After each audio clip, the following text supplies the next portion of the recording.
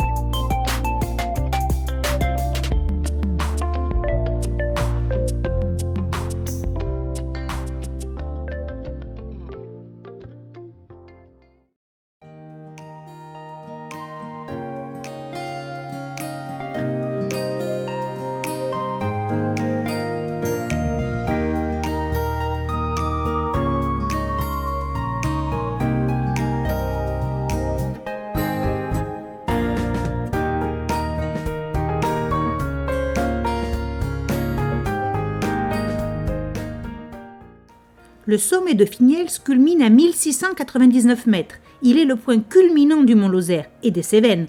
Pour rappel, le mont Aigoual est à 1565 mètres. Cette imposante muraille granitique ferme les vallées schisteuses des Cévennes et annonce les hauts plateaux du sud de l'Auvergne. C'est un magnifique belvédère sur tous les sommets du sud du Massif central et jusqu'au Ventoux.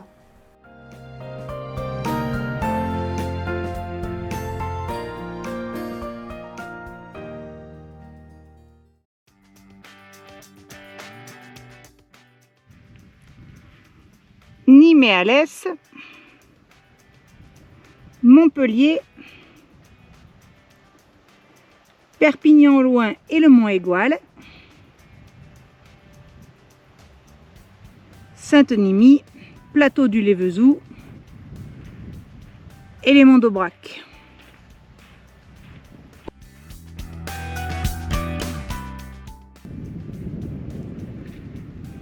Au loin, la chaîne des Alpes. Le pic le plus haut, le pic Cassini.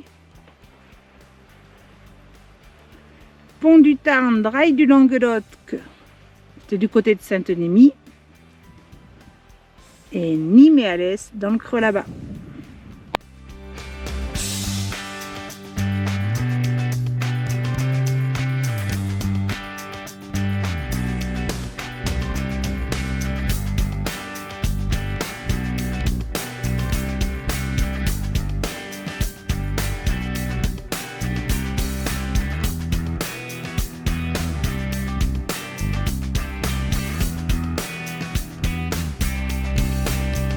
Et voilà, retour au col. On va récupérer Léo et on va aller à la station du Mont Lozère.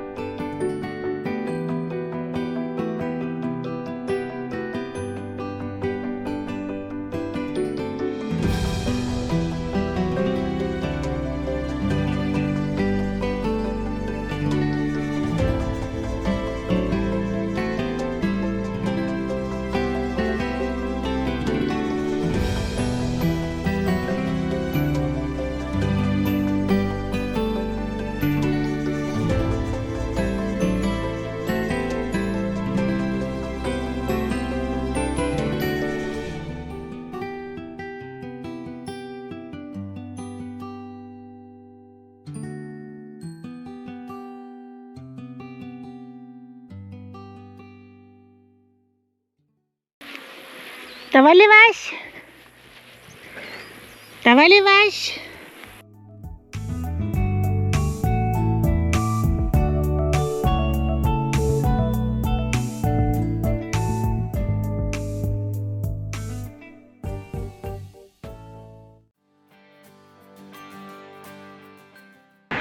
Et nous sommes à Mende et nous rentrons dans la vieille ville. Au Moyen-Âge, la situation géographique de Mende, entre le Languedoc et l'Auvergne, favorise le commerce et l'artisanat. Elle devient une cité prospère puis une ville puissante. Au Xe siècle, l'évêché a son siège à Mende. L'évêque Aldebert III du Tournel se rend maître de la ville au XIIe siècle et l'entoure de remparts. En 1161, il fait hommage au roi de France, Louis VII, qui lui accorde dans une bulle d'or le pouvoir temporel sur la ville. De 1307 jusqu'à la Révolution, l'évêque de Mende devient comte du Gévaudan. Mende est une principauté ecclésiastique. La ville va connaître de sombres heures pendant les guerres de religion. Malgré la réforme protestante qui convertit une partie du Gévaudan, Mende reste fidèle à la foi catholique. En 1579, le capitaine huguenot Mathieu Merle, tiens, encore lui, s'empare de la ville, décime le clergé et en 1581 détruit la cathédrale. La peste, venue de Marseille en 1721, franchit les portes de la ville. Elle est la cause de la destruction des remparts en 1768, pour que l'air circule mieux. À la Révolution, Mende, la ville la plus peuplée et la plus puissante de Gévaudan, devient chef-lieu du département. Et au XIXe siècle, Mende est le premier chef-lieu à s'équiper de l'éclairage électrique public, 1888. Dans le même temps, elle voit son industrie textile décliner pour disparaître au XXe siècle.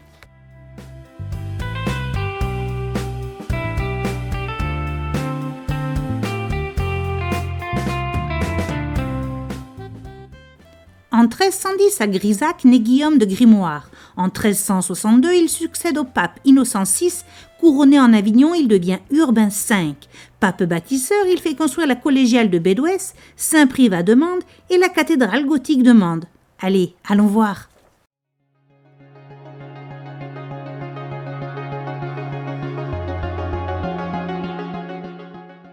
La cathédrale gothique est due à la volonté du pape Urbain V, qui engage les travaux en 1368, 2 ans avant sa mort. La cathédrale est consacrée en 1467, c'est-à-dire un siècle plus tard. Pendant les guerres de religion, lors de la nuit de Noël de 1579, le capitaine Merle, chef des Huguenots, détruit en partie la cathédrale. Elle est reconstruite au XVIIe siècle.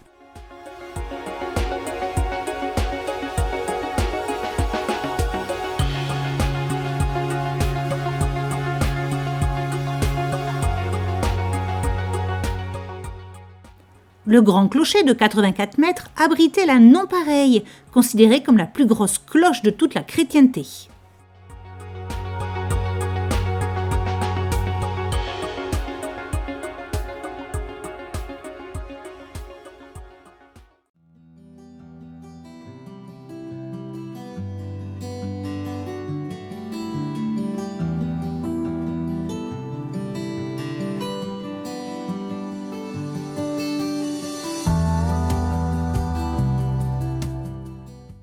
Nous sommes dans la rue de l'Arjal. L'Argal est un mot occitan qui désigne un égout, un canal. C'est par cette rue que s'écoulent les eaux de la fontaine du Griffon, que nous verrons plus haut, lors du nettoiement des rues.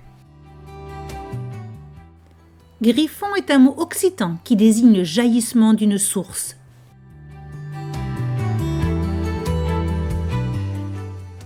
Voici l'ancienne demeure du prévôt et du bailli de Mende. Le prévôt est le personnage religieux le plus important après l'évêque de Mende. Le bailli est un homme de loi, laïque, qui rend la justice au nom de l'évêque. Les boulevards actuels ont été créés à partir du XVIIIe siècle sur les anciens fossés de la ville. La largeur exceptionnelle des trottoirs s'explique par la présence d'un ancien glacis, talus incliné en avant des remparts, conservé jusqu'en 1814 pour permettre aux tisserands de Mende d'étendre et de faire sécher leurs draps. Le long des boulevards ombragés, lieu de promenade élégante, s'ouvrent au début du XXe siècle les grands cafés du globe, de Paris, de l'Europe et du Louvre.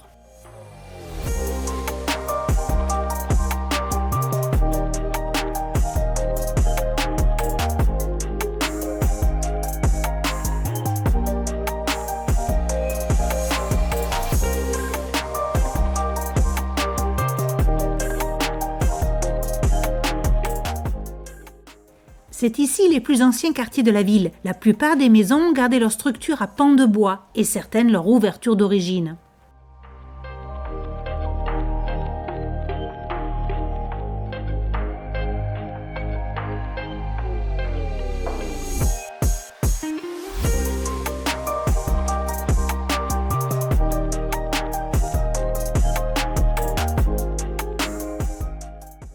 Nous voici devant le portail d'entrée du XVIIe siècle de l'ancien couvent des Ursulines. Les sœurs Ursulines, chargées de l'instruction des jeunes filles, fondent un couvent dans le centre de la ville en 1635. La place de la République, ou autrefois nommée place des Carmes, est située à l'emplacement du jardin du couvent des Carmes. Puis elle fut nommée place royale, nationale, impériale, puis la place de la République, en suivant fidèlement les changements de régime.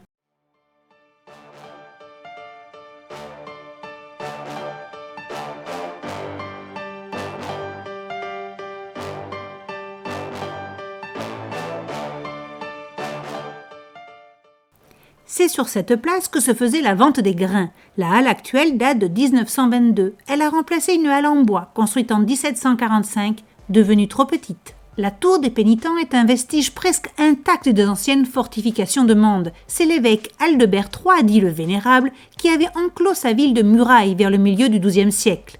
Les murailles sont démolies en 1768 pour donner à Mende plus de soleil et d'espace.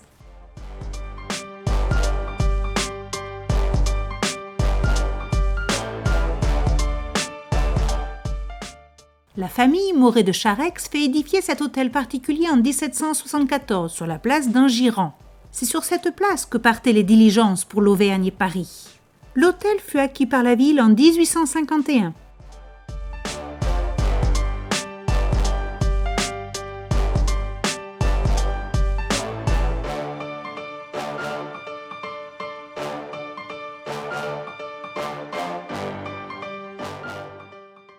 Ce lavoir était utilisé par les tanneurs qui nettoyaient leur peau avec de la chaux, d'où son nom, chaux, calcaire, calcaire. Il est voûté au XVIIIe siècle. Il est alimenté en eau par les sources qui traversent la ville grâce à un réseau souterrain pour rejaillir à la calcaire. Au XVIIe et XVIIIe siècle, en pleine prospérité industrielle et commerciale, des familles aisées font construire ici de belles demeures bourgeoises. Certaines de ces maisons s'ouvrent à l'arrière sur des jardins adossés aux remparts. Comme son nom l'indique, cette rue se trouve dans la partie la plus basse de la vieille ville. Son tracé n'a pas changé depuis le Moyen Âge.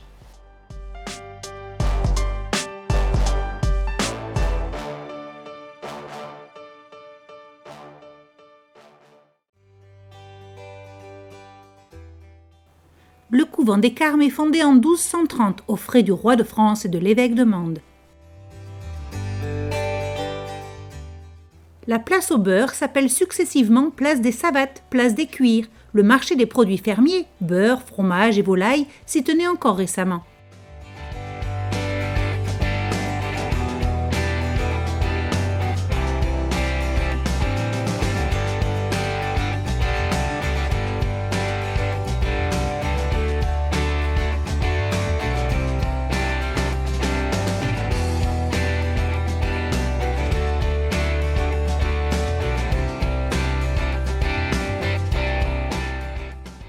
En 1469, les habitants de Mende obtiennent du roi Louis XI des privilèges des droits de franchise. Ils peuvent élire des consuls, s'assembler et avoir une maison consulaire. Mais à Mende, les évêques gardent le contrôle de l'administration municipale jusqu'à la Révolution.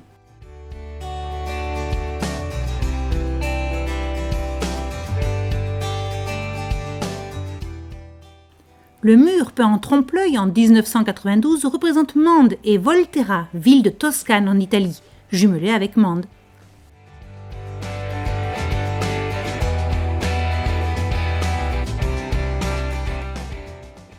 L'ancien quartier juif du XIIIe et XIVe siècle est délimité par la croix du Chastel en pierre et par la fontaine Notre-Dame, appelée aussi Fontaine des Juifs.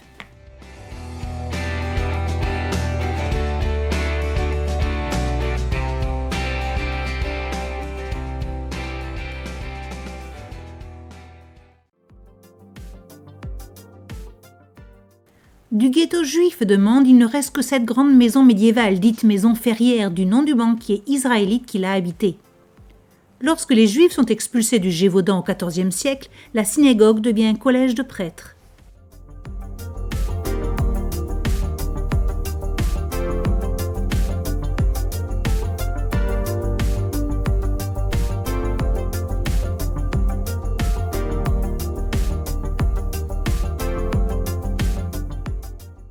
Louis Mandrin est un célèbre chef de contrebandier du XVIIIe siècle. Sous la menace des armes, il oblige les entreposeurs des tabacs à lui acheter des ballots de tabac de contrebande. On dit même qu'il aurait caché ici un fabuleux trésor.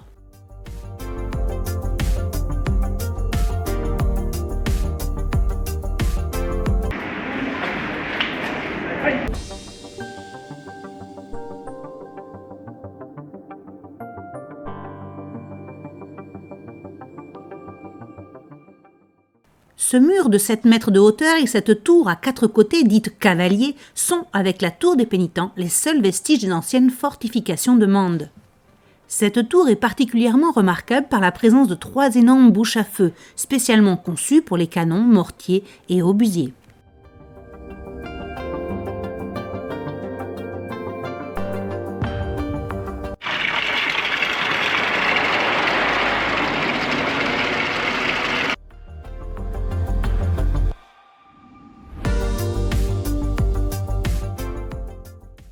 Le pont Notre-Dame est l'unique pont de pierre à Mende au XIIIe siècle. Il donne accès au coteau ensoleillé de Châles-de-Coste, où l'on cultive la vigne et le safran, et au-delà à la route d'Auvergne, qui est aussi celle de Paris.